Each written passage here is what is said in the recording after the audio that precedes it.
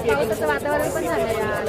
हे जजेस पण येत नाही, कधीचा टाइमपास चालू आहे. काहीच खाल्लं नाही सकाळपासून. तर नमस्कार मित्रांनो, आजच्या ब्लॉग मध्ये आपलं स्वागत आहे. सकाळी कॉलेजला गेल्या गेल्या आपल्याला एक पॉम्पलेट हातात दिलं. ते होतं अखिल भारतीय विद्यार्थी परिषदेचं. म्हणजे क्लासरूम मध्ये गेल्या गेल्या पोरांची तीच चर्चा चालू होती की कोणी कोणी तो फॉर्म भरला, कारण की त्यांचं एक सदस्य पण व्हायचं होतं आणि त्याच्यासाठी एक फॉर्म पण दिलेला होता. त्याच्यात आमचा हा ओमभाई आम्हाला ते समजून सांगत होता की ते काय असतं आणि काय नाही. आणि आज आपण एकच लेक्चर केला आणि कॉलेजच्या बाहेर निघून आलो. बंक वगैरे काही नाही केला, कारण की आज आपला एक इव्हेंट होता, त्याच्यासाठी आपण बाहेर आलो. काय क्लासवर्कचा फॉर्म वगैरे भरून आपण मस्त तिकडे पोरांकडे गेलो. तर एकदम प्रॉपर अरेंजमेंट चालू होती त्या पोरांची. तर आजचा विषय तुम्हाला थोडासा समजून सांगतो. तर गाईज, आज होती आपली आविष्कार competition. Institute level project competition होती ती, जी AICT आयडिया लॅब मध्ये आपण ती ऑर्गनाइज केलेली होती. खूप भारी भारी प्रोजेक्ट पोरांनी बनवून पण आणले होते आणि तिकडे ते एक्सप्लेन पण खूप भारी करत होते. आणि प्रोजेक्ट एक्झिबिशन म्हटल्यावर तुम्हाला माहिती आहे, तुमच्या भावाचा एकदम आवडता विषय. एवढे प्रोजेक्ट मला कव्हर करता येतील तेवढे मी कव्हर केलेचे. तुम्हाला दाखवण्याचा 100% प्रयत्न आहे माझा की कोणते कोणते प्रोजेक्ट होते आणि कोणी कोणी काय काय केलेलं होतं. काही विषय तुम्हाला माहित असेल तर कमेंट बॉक्स मध्ये मला नक्की सांगा. मी सांगितलं की तुमच्या भावाला आवडतं हे प्रोजेक्ट एक्झिबिशन वगैरे, मग काय थोडंसं आपण पण पार्टिसिपेट केलं होतं. आपण 2 प्रोजेक्ट ठेवले होते यावेळी. ग्रुप प्रोजेक्ट होता आणि एक सोलो प्रोजेक्ट होता. पूर्ण इव्हेंटचं ऑर्गनायझेशन आपल्या डिपार्टमेंटकडे होतं. म्हणजे आपल्या क्लासचे भरपूर मुलं होते, आपल्या क्लासचे पण होते आणि दुसऱ्या क्लासचे पण होते. आणि त्यात आमच्या क्लासचे पोरं म्हणजे ना, तुम्हाला माहिती आहे बऱ्याच ब्लॉग मध्ये तुम्ही बघितलेच असेल की ते 11 पोरं आहे आपल्या क्लासमध्ये. ते सगळ्यात जास्त धावपळ चालू होती ती ह्या श्रावणीची.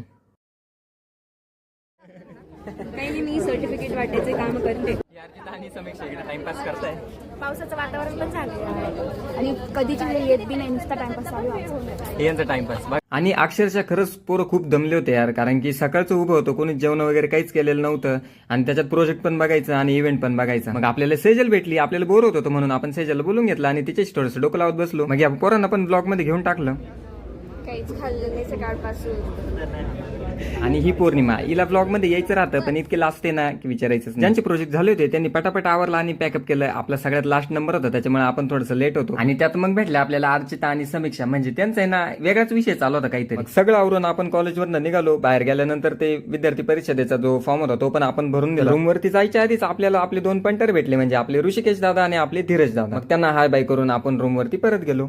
तर गाईज, आजचा ब्लॉग कसा वाटला मला कमेंट बॉक्स मध्ये नक्की सांगा आणि तुमच्या भावाला फॉलो करायला विसरू नका. तर भेटूया अशाच पुढच्या ब्लॉग मध्ये. तोपर्यंत बाय बाय.